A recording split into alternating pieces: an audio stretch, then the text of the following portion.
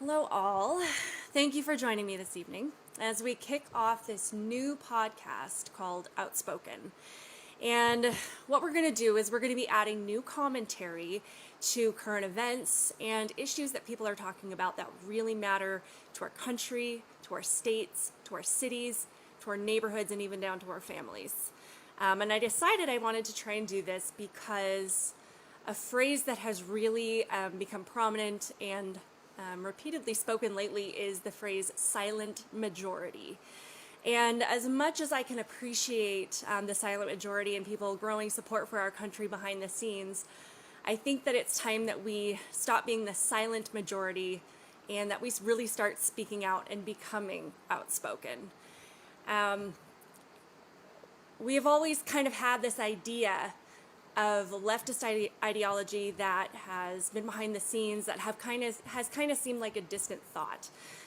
We've known people with far left ideas. We've seen it happening in other countries, and we've never really imagined what it would be like if it happened here.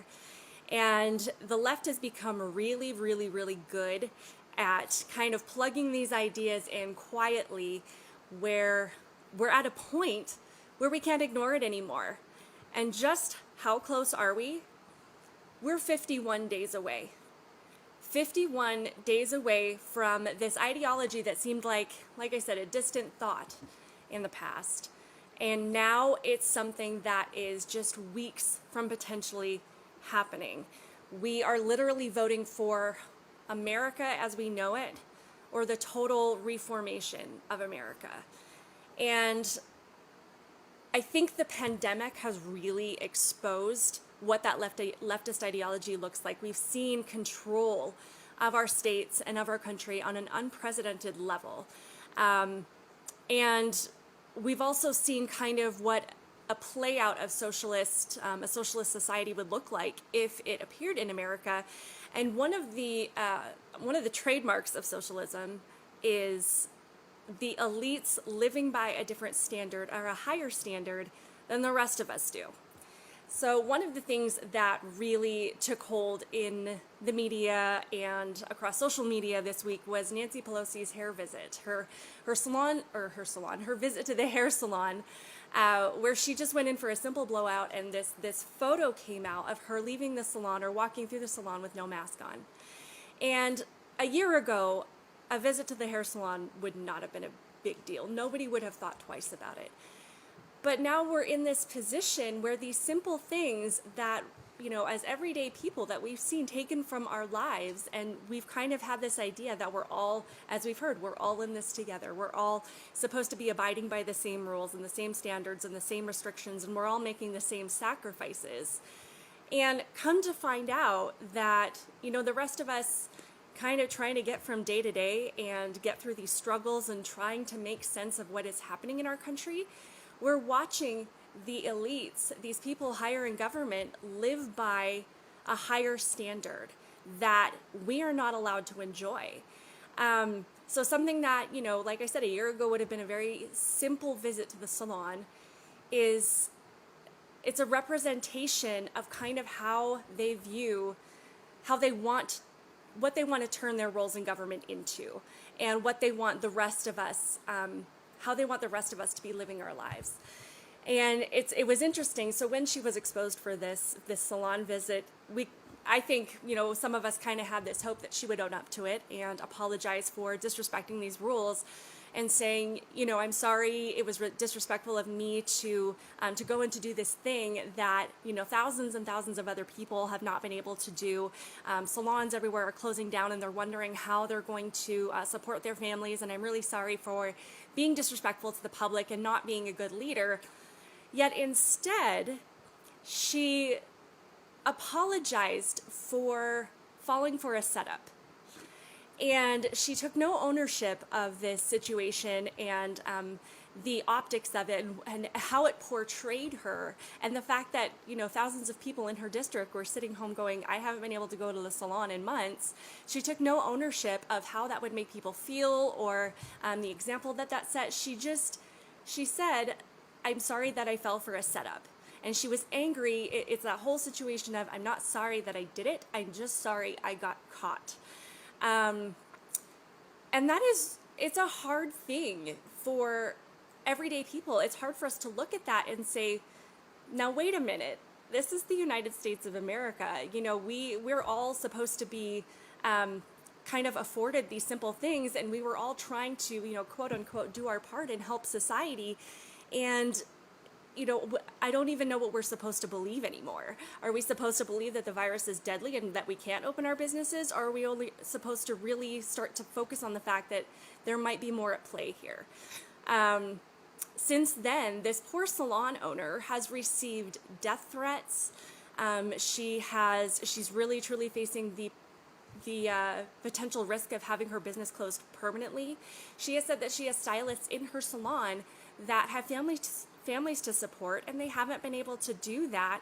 And now they might be closed for good and really risk that that income and that financial stability for their own lives because of this one little act.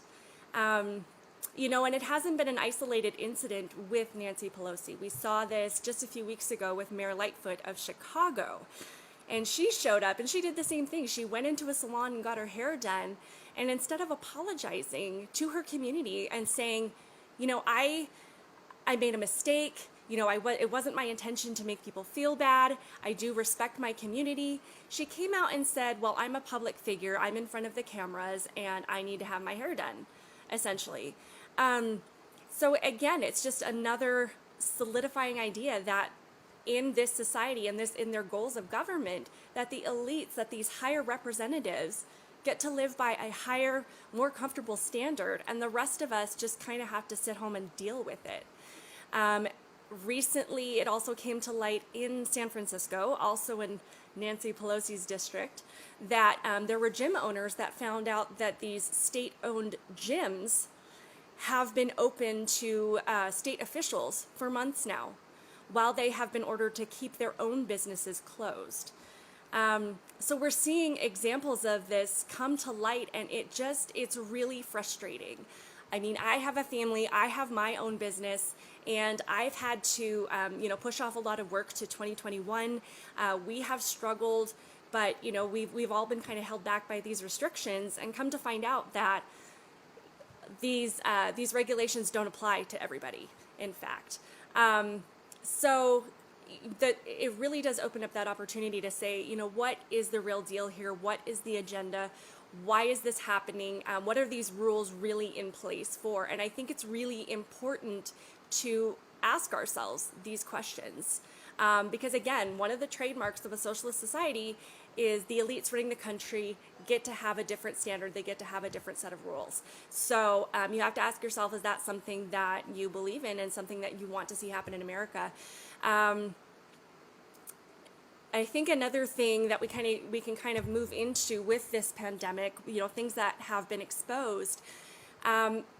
Before March of this year, I never would have imagined that people would hand over their freedom so easily. And honestly, I don't think a lot of people realize that they would either, and how easy it would be to convince people to hand over their rights. As someone living in the most free country in the world, I've always believed that freedom and liberty were constants, that this was our common ground, that these are things that, whether we're on the right or the left or in the middle of our political views, that we would always have this foundation, and that this is something that people really understood the value of. And, you know, these are things that we wouldn't ever sacrifice. But that really hasn't been the case. And what this pandemic has really exposed is just how much control these leftist officials want, how easily they will take it from us and convince us that we have to give it up to be a good American, to be a good citizen, to be somebody who's kind and compassionate and selfless, and that, you know, we have to give these things up. And once they have this control, that they will not let it go.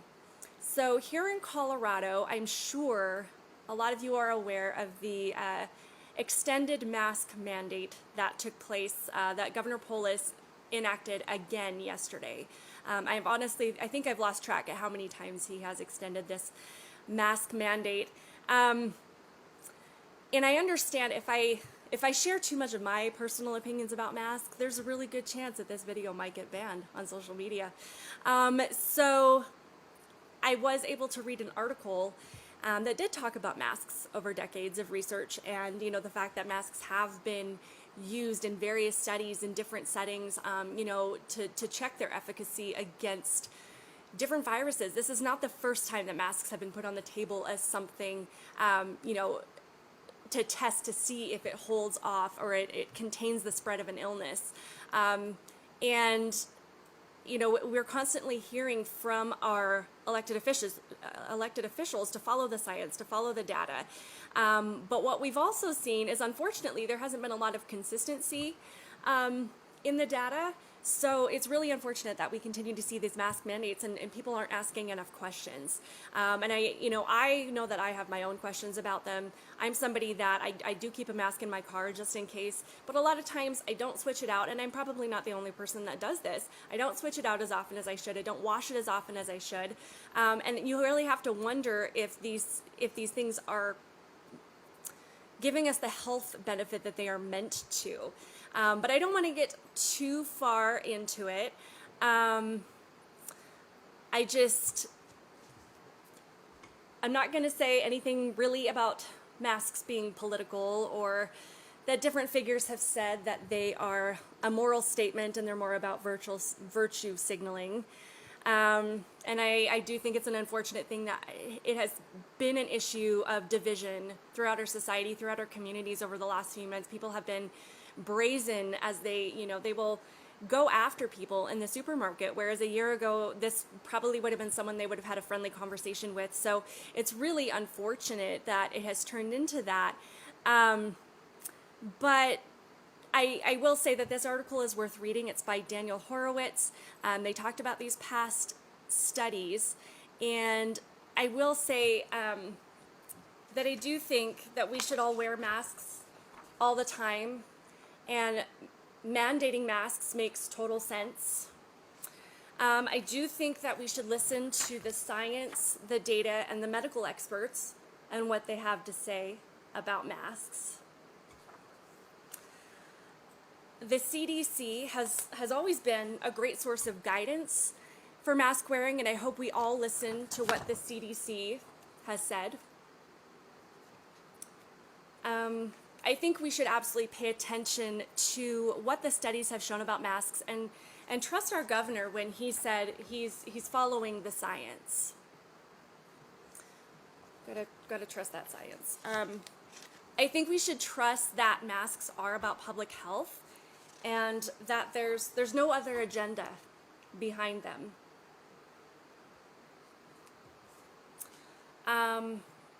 So yeah, let's do our part and just do as our governor says, and as he's kindly asked us to just wear a damn mask. So now that we've established how non-political masks are, let's skip over a few things from the last 6 months and maybe talk about some of the unintended consequences of these extended shutdowns and businesses not being able to operate at full capacity, our kids not being able to go to school in person, and just kind of the toll that it's taken. What has been really unfortunate to see is we focused so much on this information relating to COVID deaths, people dying from COVID. And, the media and some of these leftist politicians have really done a great job of creating this laser focus on this information, and we're really only allowed to talk about people dying from or with COVID. But what we've also seen is we've seen a surge in suicides. We've seen people dying from unchecked illnesses like cancer screenings and heart attacks and drug overdoses. We've seen an increase in domestic violence and child abuse cases. It's interesting, in my line of work, I actually work in the wedding industry, so I get to meet a lot of people in a lot of different professions. And I did get to chat with a gal not too long ago who works in this field, where she goes into a scene where somebody has died, and she has to investigate it and find out the cause of death and kind of put all of those details together. So I get to have a lot of really interesting conversations. But she said herself, in her industry, in the field that she works in, that there are people that are committing suicide because of the shutdowns, because of this doom and gloom, this constant focus of people dying, and the situation that's been created around that has become too much for people to deal with. And people have left suicide notes explicitly and specifically saying, this is because of COVID. This is because of shutdowns in society and this doom and gloom. And, it's just become too much. And people are saying these things in their suicide notes. And I don't want to say this is something that is, this is the cause of all suicides or anything like that. But this is something that is a very real problem. So what we really have to ask ourselves is, have we really prevented any deaths with COVID shutdowns? Because with the increase in people dying from drug overdoses or from committing suicide or for any of these other causes, or not having their cancer screenings or being afraid to go to the hospital if they're having a heart attack, what this leads me to believe is that we're not preventing deaths. We're just exchanging one cause for another cause. And I think that a lot of people are starting to kind of see this happen, where by focusing on one singular thing, we've really exacerbated a lot of other issues in a lot of areas. And it's really unfortunate for our society. One of the things that came to my attention recently is that our governor here in Colorado was talking about football season opening with the Broncos. And they were talking about youth sports, and a lot of parents have been very concerned about especially their high school seniors being able to play football this year. These kids have practiced for years and years and years. They have really developed their skills, because a lot of these kids rely on scholarships after years of playing these sports. And, they have a lot of concerns about whether or not their seniors, their high school seniors, are going to be able to get those scholarships that they have been talking about. And recently, one of our local representatives, Dave Williams of House District 15, he sent a letter to the governor. Okay. So what this letter says is, Governor Polis, as a lawmaker representing Colorado House District 15, as well as the many students and families who would be harmed if football isn't resumed this fall, I officially request that your administration find an immediate solution to allow these student athletes the ability to compete on the field this year, so they can have a chance to advance their educational careers in the future. This letter was written shortly after I attended a peaceful protest where fellow citizens heard countless stories of their jeopardy some families face if their children aren't given the chance to earn a scholarship to help pay for their higher education costs. In addition to sports providing an opportunity for students to learn about integrity, sportsmanship, and fair play, fall football also allows for families struggling economically to have an opportunity to help provide a better life for their talented children. The window for college scouts to assess student athletes' abilities occurs during the fall. If something isn't done to immediately reopen competition, then the chance for these student athletes to be awarded college scholarships will have passed them by through no fault of their own. And this is absolutely something, one of those unintended consequences I don't think that any of us really thought about. But as, I think back in March when all of this started, we didn't think about what fall sports would mean, and all of these various, this ripple effect of what that would mean if they weren't back in play. So I was recently watching a press conference by Governor Polis where he had Brittany Bolin of the Denver Broncos on, and another individual whose name is escaping me right now, but she was there to talk about this COVID tracing app that has been developed recently. So what I understand from the conference was, with Broncos football, they will be limited to 5,700 fans in the stands, mainly season ticket holders, with a small number of tickets available to purchase at half price.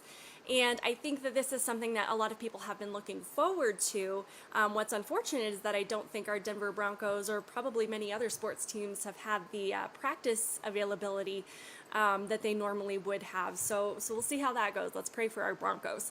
But I think that everybody was kind of looking forward to this. And I believe, a lot of people were really looking forward to that pick-me-up after what I would safely call a rough few months.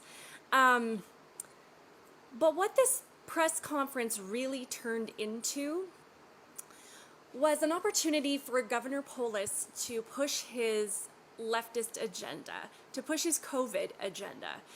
And what I mean by that is so first he had, Brittany there to talk about kind of the different things that they're going to put in place so people can safely go and watch football in person, and we can have some fans in the stands, which, sounds like a wonderful thing. I have no problem with that. It's unfortunate that we can't fill the stands up a little bit more. But what this also did is it gave him an opportunity to lead into this app that has been created. Governor Polis said that it was a partnership between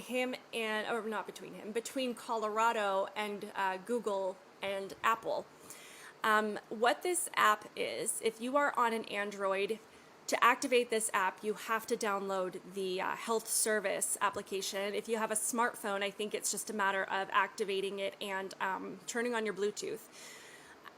He was really excited about the fact that this app has worked in places like South Korea, and he kept stating in this conference that apps like this and measures like this will help restore normalcy in America.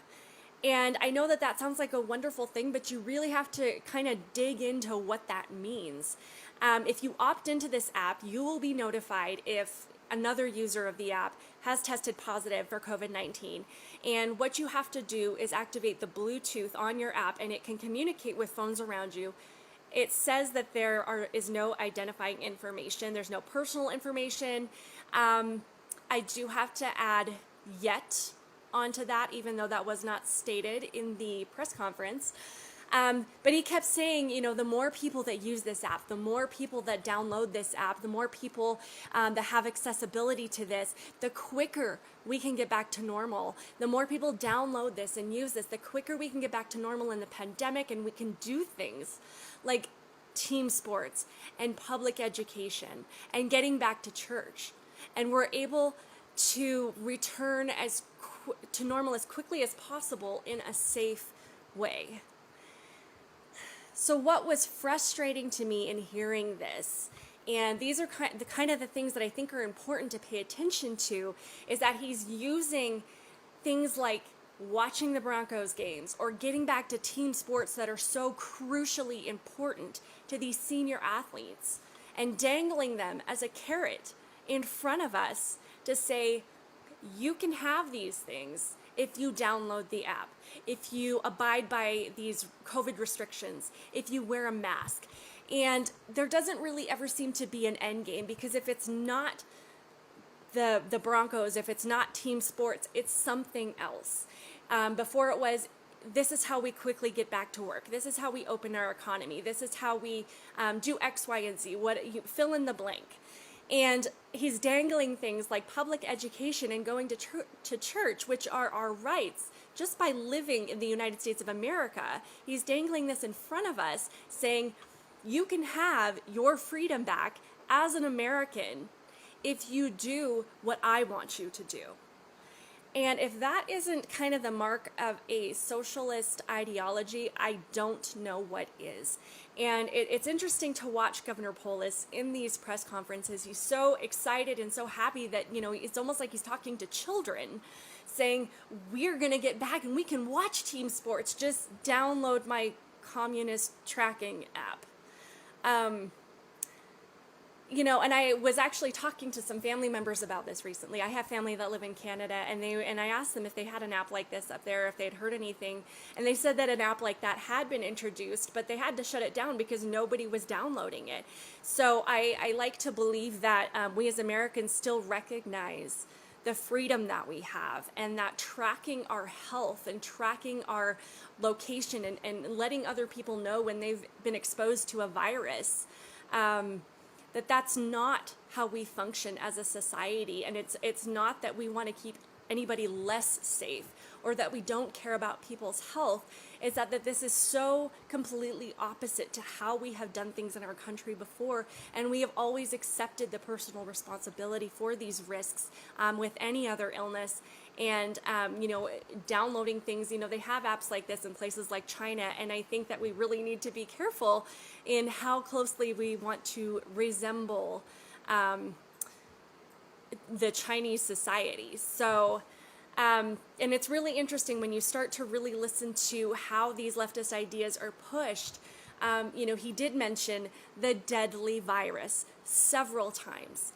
And what we've seen over the last few months is studies have shown exactly who this virus affects. The older people with underlying conditions.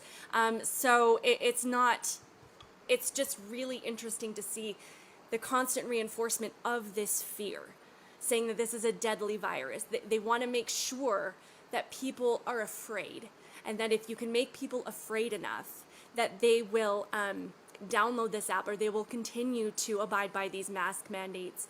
And I know that recently, or with this mask mandate, I can't remember exactly what timeline he gave, but I would bet that there's no way these mandates are going to be lifted anytime soon, especially before the November election. So but don't take it from me. I think that you should wear a mask all the time.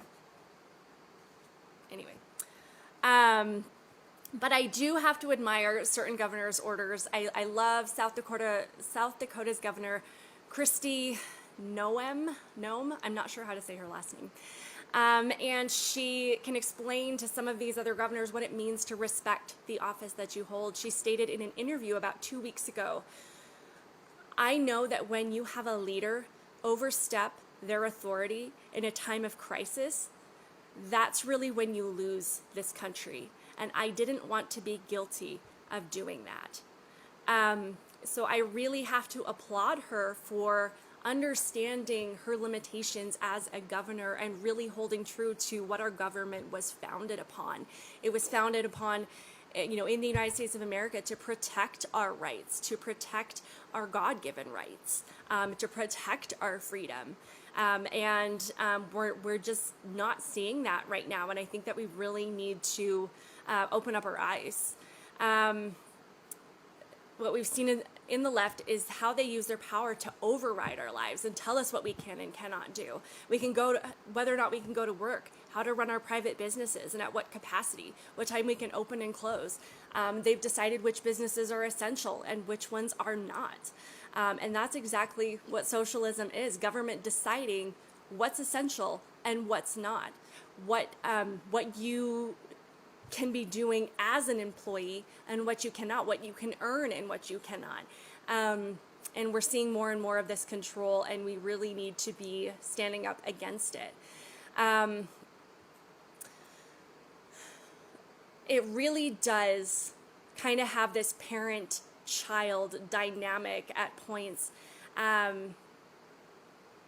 We are being forced to comply if we want to go out and play with the other kids, or in this case, if we want to go out and enjoy something like a football game, but we do have to get permission first. So you can decide if that sounds like the America that we have known and loved in the past, or if it's turning into something that we don't recognize.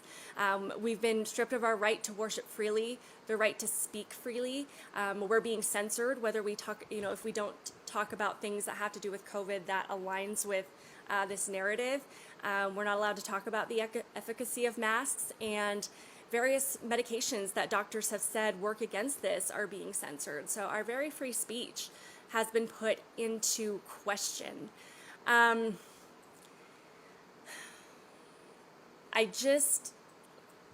That's a huge reason I wanted to add my voice to this conservative movement, to this movement of, whether you want to call it conservative or not, a patriotic movement, and recognizing what our country stands for and really fighting for that. What I want to kind of get into on a more national level is kind of where we're seeing this go with the national election coming up. The Trump-Pence ticket versus the Joe Biden Kamala Harris ticket. And first thing I really think that people need to realize and understand is that this is not the Biden-Harris ticket. This is the Biden, Harris, Sanders, Warren, AOC squad, radical left ticket. And the only reason that Joe Biden has been selected as their presidential pick, because I think a lot of us are scratching our heads on a daily basis how this shell of a human being wheeled in on a gurney most days, is the best that these guys could come up with. And we're seeing on our national screens that he is not well. And that's not a slam, that's not a criticism. It's just the fact. We can see this severe mental decline, and what's left of his cognitive abilities is truly hanging by a thread. So these radical leftists, their goal is to reform America. And what they have in Joe Biden is a puppet, somebody that they can control. And, you know, unfortunately, this is the reality of it. But once, you know, if by some stretch this man wins the election, I personally don't think that's going to happen. I would like to throw my prediction in right there. I don't think it's going to happen, but if by some stretch that he does win, it'll take about 5 minutes to declare him mentally unfit to hold office, and the torch will be passed to Kamala Harris. And yes, she definitely has more cognitive ability, but she is as willing to flip-flop on her positions as Joe Biden is in the state that he is in right now. So I did want to touch on, you know, kind of what the government belief system is based on if we had these people in office, and just kind of the example that they have set on things that have really, I'm sure, made a lot of other people angry, really made me angry in the last little bit. There have been more people being outspoken about things like the normalization of pedophilia and to lessen sex crimes in America. In California, a bill was recently passed to remove, I believe it was felony charges for an adult who sexually assaults a minor, as long as the age difference is less than 10 years. So somebody who is 20 years old can assault a 10-year-old and face minor charges, if any at all. Recently, the controversial film Cuties was released on Netflix, and this has been a hot topic this week. Initially, when I saw the poster, I thought, yeah, that's very risque for a group of young girls. And I thought that perhaps the poster was the worst of it. Come to find out that this film is based on a group of 11-year-old girls. And let me tell you what I feel like 11-year-old girls should be doing right now. I feel like they should be sitting with their friends, they should be having sleepovers and painting their nails and watching girly movies and going shopping. And even as I was driving here, I saw a really cute little girl, probably a little bit younger than 11, but playing outside, playing catch with her dad. And that's what these little girls should be doing. And that is what's normal for little girls. And what this film is, it's depicting a group of hypersexualized 11-year-old girls who engage in conduct that if any other adult was found with this content on their device, they would probably be in jail. So I definitely don't recommend watching this movie, but these are the kind of things that are being normalized right under our noses. And then we have a presidential candidate with dozens of photos of him sniffing the hair of little girls and leaning over them and leaning into them as they kind of shrink away from his clutches. And it literally makes my stomach turn because it seems like such an innocent thing. But as, you know, as a woman, as somebody that, you know, has been in positions, not in, you know, I have to admit, not anything severe, thankfully, but where you have somebody encroaching in on your space and you feel like as a woman you have to just deal with it because that's just what we do.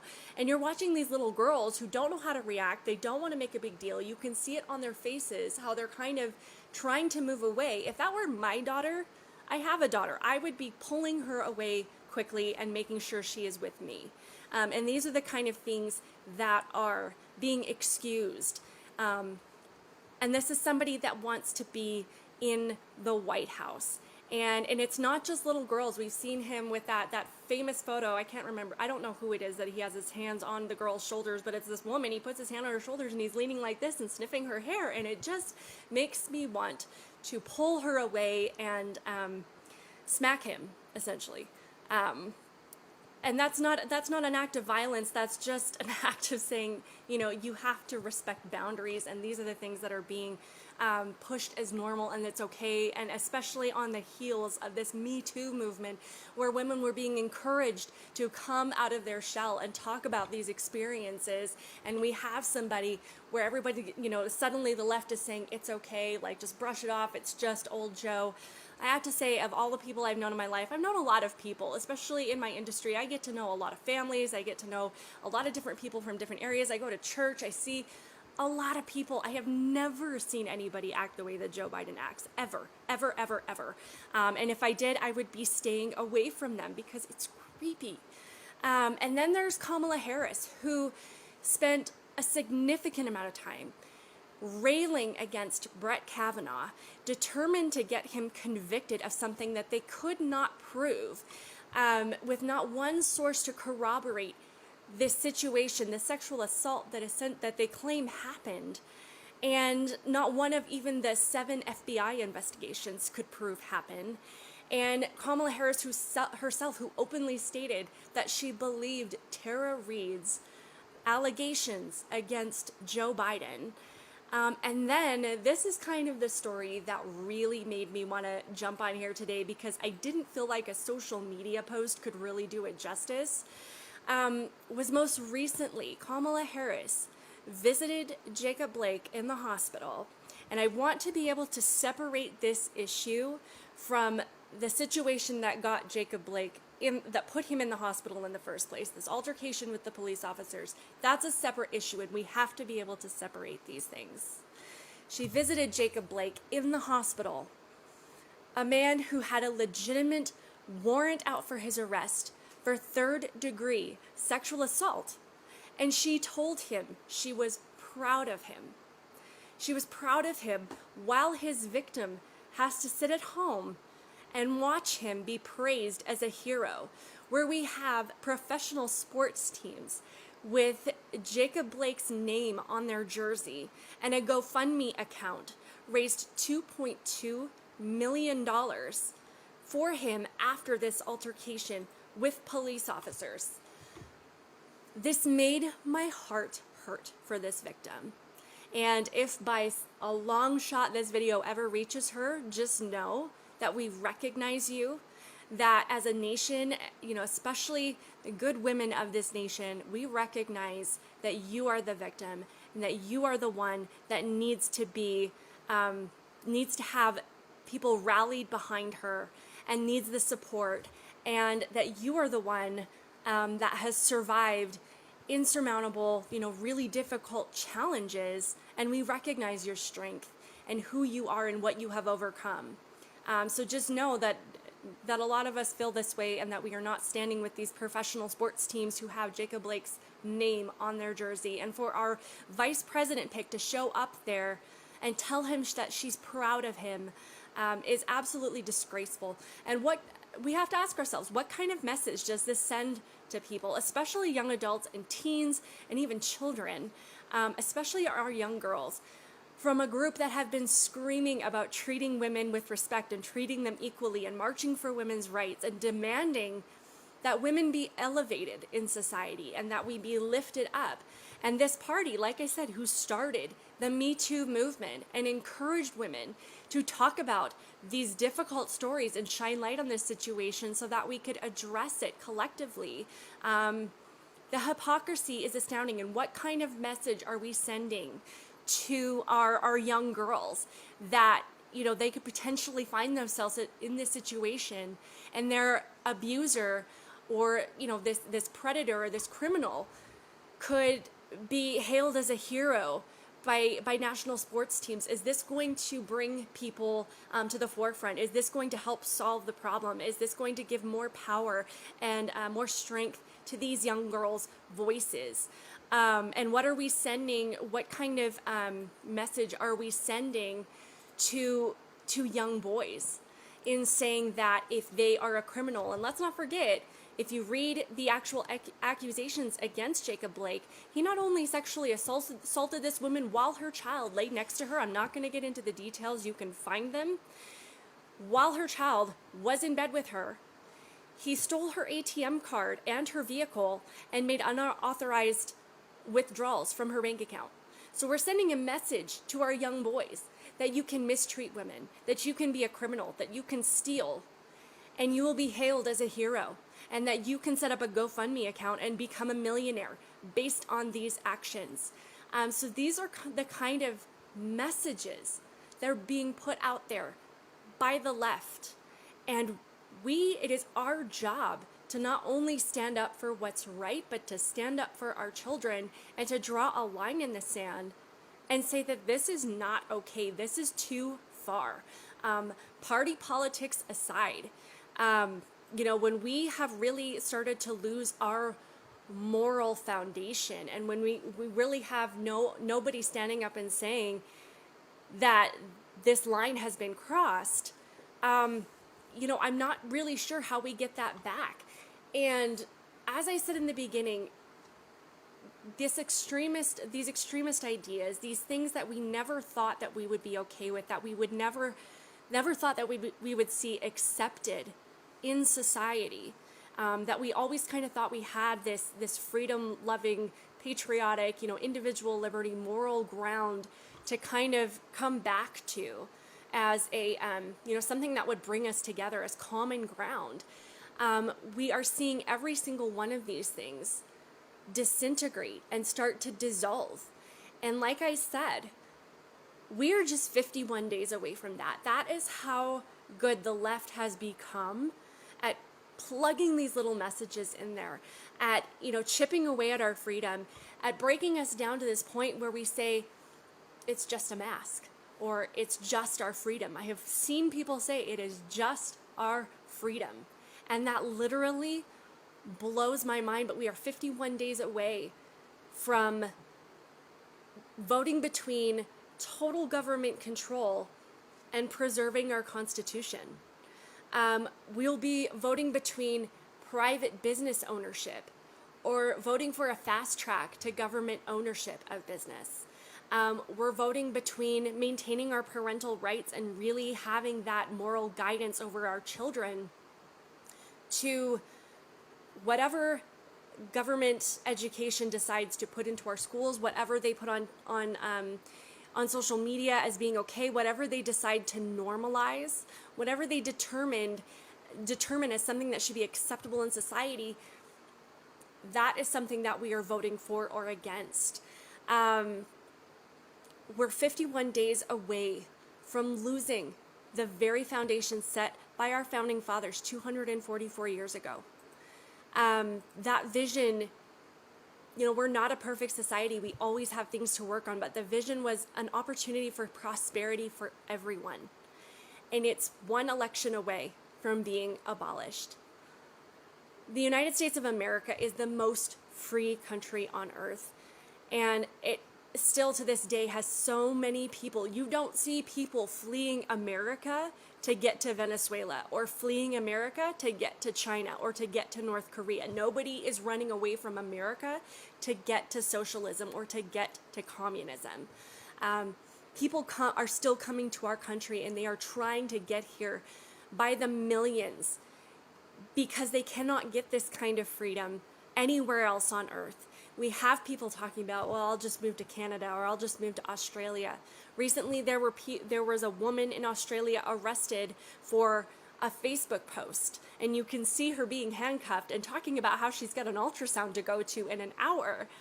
And they are telling her that she is being arrested for inciting resistance against COVID regulations, against government regulations. And they confiscate her devices, her electronic devices, and tell her she has to delete this post. You can find this video on YouTube. And people, we really are a unique country. We have freedom that you cannot find anywhere else on earth. And we're a beacon to the rest of the world. We are a light that shines a message of hope to the rest of the world. As people look at America, whether they know in their lifetime or not that they will ever get to, they look at us as, they look at our country as what the possibility for mankind to become, for what we do when we're free, for what opportunities are available when we are able to explore whatever our goals are, to achieve whatever, dreams that we have, whatever business we want to start, whatever, pretty much the sky is the limit. And if we lose that, if we lose what we have here and we take that beacon out, that is going to take hope away from the rest of the world. You will not be able to find this freedom that we have anywhere else on the planet. It will be gone. And that, I know that may sound really extreme to a lot of people, but that's really where we are at. We can't allow what we have in America to be destroyed. We can't allow this light to go out, essentially. It's our responsibility to keep it going.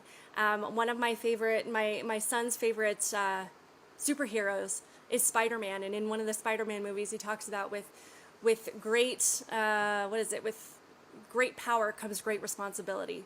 Well, that is our responsibility, and we have it not only for ourselves here, but for everyone else that wants to come here and have things that they want to achieve, that they know they can achieve if they are able to escape the bounds of government, if they are able to escape restrictions and somebody really, just being a helicopter over their lives. They know what they can become, and they know that America is the place where that can happen. I appreciate anybody that has taken a minute to tune in and to listen to the things that I've had to say. I think that it's important that, again, that we come from being the silent majority and start to be more vocal, because I honestly don't believe that too many people can be speaking out about what's right. We can't have too many people standing up for our rights and for our freedom. So I hope that you join me in doing that, and I look forward to sharing more of these, more of my thoughts on these issues that are coming to light, and that we can really prepare ourselves to maintain America for what it is, and to maintain that for ourselves and for the future. Thank you for tuning in to Outspoken. My name is Samantha Koch.